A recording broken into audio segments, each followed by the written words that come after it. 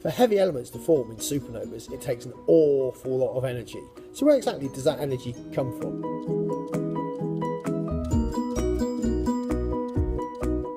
What have these two balls got to do with supernovas? Well, it's all to do with the heavy and light elements that are present in a star when it goes supernova. And in our demonstration, the tennis ball is going to be my lighter elements, my basketball is my heavier elements.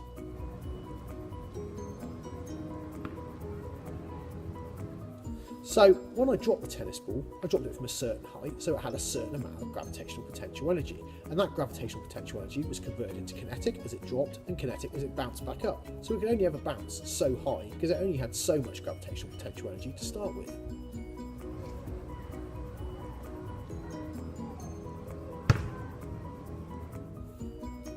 It's the same situation with the basketball. Obviously it's got more mass, so it had more gravitational potential energy, but when I dropped it, that was converted into kinetic, and it could only ever bounce so high.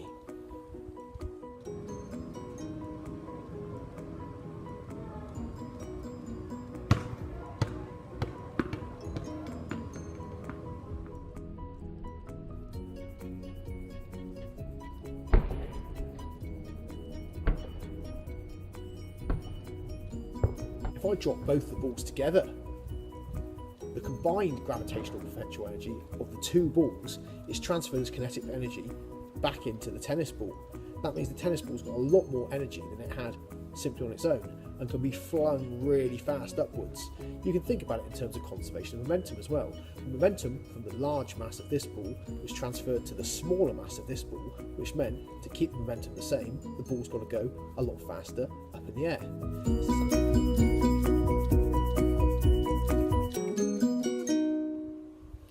It's exactly the same thing that happens in supernovas. When the light gases collapse in on the star due to gravity when fusion has finally finished, all that energy release bounces off the core and goes back out through those light gases like a shockwave. For a fraction of a second, that energy is enough to provide the really high temperatures needed to fuse elements heavier than iron together. And that's how all the elements are formed in a supernova.